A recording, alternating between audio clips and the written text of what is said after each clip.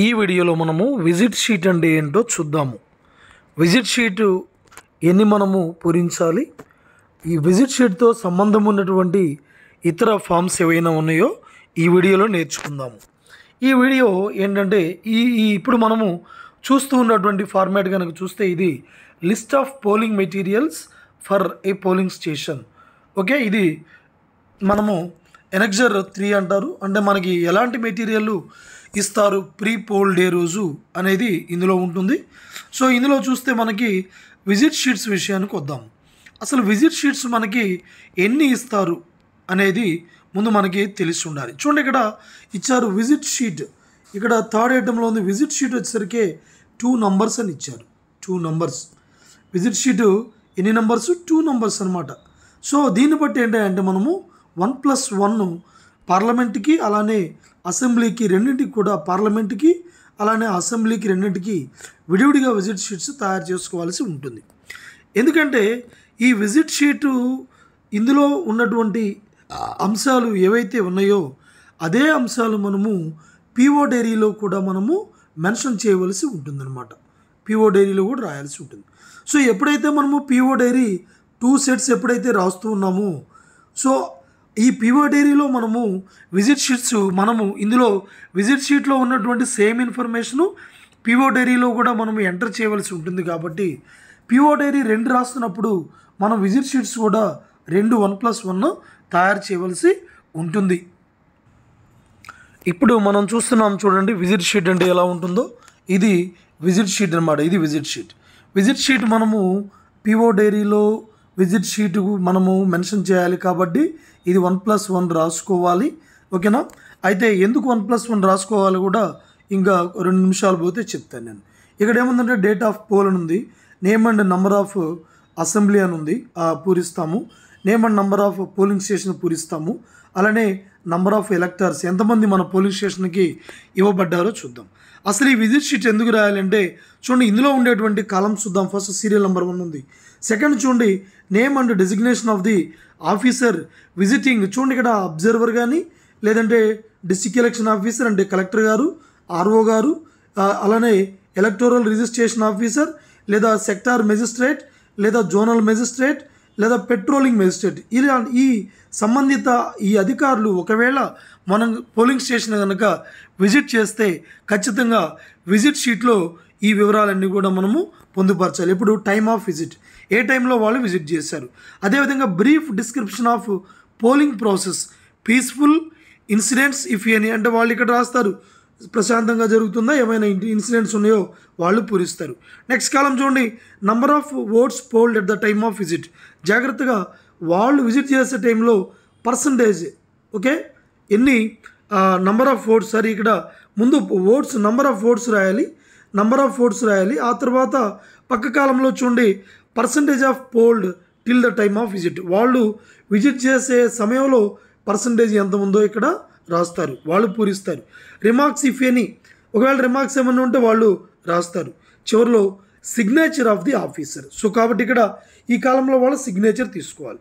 ఇవన్నీ ఆ ప్రిసైడింగ్ అధికారిని రాసుకోమంటే రాసుకోవాలి మనం, లేదు వారే ఈ ఫామ్ తీసుకొని పూరిస్తారేమో. పూరించిన తర్వాత చూడండి, ఇక్కడ వరుసగా సంబంధించిన district election officer, returning officer, electoral registration officer, sector officer లేదా జోనల్ ఆఫీసర్ ఎవరు వచ్చినా సరే ముందు వాళ్ళ పేరు రాయాలి, వాళ్ళ టైమ్ ఆఫ్ విజిట్ రాయాలి, అలానే వాళ్ళు పీస్ఫుల్గా జరిగిందా ఏమన్నా రిమార్క్స్ రాస్తారు, అలానే అప్పుడు ఆ టైంలో ఎన్ని ఓట్లు పోలయ్యాయి, పర్సంటేజ్ ఆఫ్ ఓట్స్, అదేవిధంగా ఏదైనా ఇతర రిమార్క్స్ ఉన్నాయి. చివరిలో వాళ్ళ సంతకం. ప్రిసైడింగ్ అధికారి తప్పనిసరిగా ఈ విజిట్ షీటు అప్రమత్తంగా ఉండి ఏ అధికారి అయినా సరే మన పోలింగ్ బూత్ని సందర్శిస్తే ఈ ఫామ్ పూరించి వాళ్ళ చేత చివరిలో సంతకం తీసుకోవాలి. ఇలా మొత్తం పూరించిన తర్వాత చివరిలో ప్రిసైడింగ్ అధికారి signature of the presiding officer సంతకం ఉంది. ఈ సంతకం తీసుకొని మనము ఇది చివరిలో సంబంధిత కవర్లో పెట్టి మనము ఏం చేయాలి, ఈ రిటర్నింగ్ అధికారికి రిసెప్షన్ సెంటర్లో మనము అప్పచెప్పాల్సి ఉంటుందన్నమాట. ఇక్కడ చూడండి, మనం విజిట్ షీటు 2 కాపీలు ఇచ్చారు. మనకి ఎన్ని ఇచ్చారు? 2 కాపీస్ ఇచ్చారు. మనము 2 కాపీస్ తప్పనిసరిగా ఫిలప్ చేయాలి. 1+1 ఫిలప్ చేసుకుందాం. ఎందుకు చేసుకోవాలో కూడా చూద్దాం. ఇక్కడ చూడండి, ఇక్కడ ప్యాకెట్ వైజ్గా మెటీరియల్ స్ట్రాంగ్ రూమ్లో పంపించేటప్పుడు ఇక్కడ packet number, strong room for storage, documents details ఉంది. చూడండి ఇక్కడ సెకండ్ ప్యాకెట్కి రండి. ఫస్ట్ ప్యాకెట్ తర్వాత ఇది సెకండ్ ప్యాకెట్లో మనము ఈ విజిట్ షీట్ చూడండి 1 2 3 4 ఫోర్త్లో చూడండి unsealed envelope containing visit sheets అన్నాడు. విజిట్ షీట్స్ ఈ సెకండ్ ప్యాకెట్లోనే ఫస్ట్ చూడండి చిన్న packet unsealed envelope containing presiding officer diary. మనం ప్రిసైడింగ్ ఆఫీసర్ డైరీ ఎప్పుడైతే 1+1 రాస్తున్నామో ఇక్కడ మనము విజిట్ షీట్ అనలా ఇక్కడ ఈ ఫోర్త్లో చూడండి unsealed envelope containing visit sheets అన్నాడు. 2 షీట్స్ ప్రిపేర్ చేసుకొని మనము దీన్ని జాగ్రత్తగా 1+1 ప్రిపేర్ చేసుకొని ఈ సెకండ్ ప్యాకెట్లో మనము పెట్టుకోవాలి. ఓకే, ఇప్పుడు మనము విజిట్ షీట్గాను ప్రిసైడింగ్ అధికారి డైరీకి ఏమన్నా సంబంధం ఉందేమో చూద్దాము. ఇప్పుడు చూడండి మనం చూస్తున్నాము ప్రిసైడింగ్ అధికారి ప్రిసైడింగ్ ఆఫీసర్ డైరీ ఎనెక్జర్ 52. ఇందులో ఉండేటువంటి కాలమ్స్ వరుసగా మనము క్రిందకు వస్తే ఐటమ్ నెంబర్ 19లో 19Bలో చూడండి ఇక్కడ మనం చూస్తున్నాము ఇదిగో ఐటమ్ నెంబర్ 19లో 2 ఉన్నాయి AB. ఇందులో B చూడండి ఏముందో, Bలో details of visitors at polling stations as per visit sheet. అంటే విజిట్ షీట్లో ఏ విషయాన్ని అయితే మనం పొందుపరిచామో అదే విషయాన్ని మనము ఈ PO డైరీలో కూడా మనము ఈ డైరీలో 719B ఐటెంలో మనం రాయాలి. ఇక్కడ ఏమేమి ఉన్నాయో చూడండి, సేమ్ ఐటమ్స్ ఇక్కడ సీరియల్ నెంబర్ ఉంది, అలానే name and designation of the officer visiting ఏమేమి ఉన్నాయి, observers, DEO district election officer, returning officer, ARO assistant registration officer, sector magistrate and sector officer, zonal officer, అట్లానే పెట్రోలింగ్ మేజిస్ట్రేట్. ఇలా వాళ్ళ name ఇక్కడ రాస్తాము. ఇందాక విజిట్ షీట్లో సేమ్ రాసాము.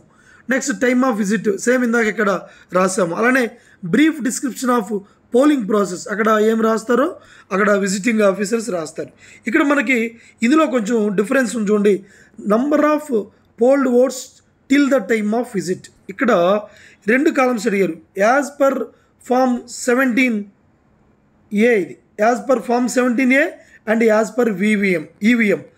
ఓకే, మన 17A చెక్ చేసి 17A ప్రకారము ఆ టైంలో ఓకే ఆ టైంలో number of polled oats 17A register ప్రకారం ఎంతో రాసుకుంటారు, అదేవిధంగా ఈవీఎంలో రాసుకుంటారు. ఇప్పుడు మనం ఈవీఎం అనగానే 2 సైమల్టేనియస్ ఎలక్షన్స్ కాబట్టి ఇక్కడ మనం పార్లమెంట్ ఈవీఎంలో చూస్తారు, అలానే అసెంబ్లీ ఈవీఎంలో చూస్తారు. అంటే ఇప్పుడు మనకి 2 ఈవీఎంస్లో చూడాలి అంటే మనము ఖచ్చితంగా విజిట్ షీట్ని మనము 1+1 కాపీ రాసుకోవాల్సిందే. సో దీన్ని బట్టి మనకి ఏం అర్థమవుతుందంటే ఖచ్చితంగా మనము విజిట్ షీటు 1+1 రాయాలి.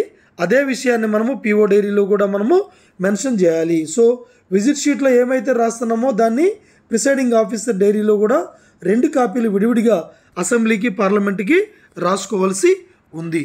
ఓకే, ఇప్పుడు దీని మీద కొంత క్లారిటీ వచ్చిందని అనుకుంటూ ఉన్నాను. Okay, thank you.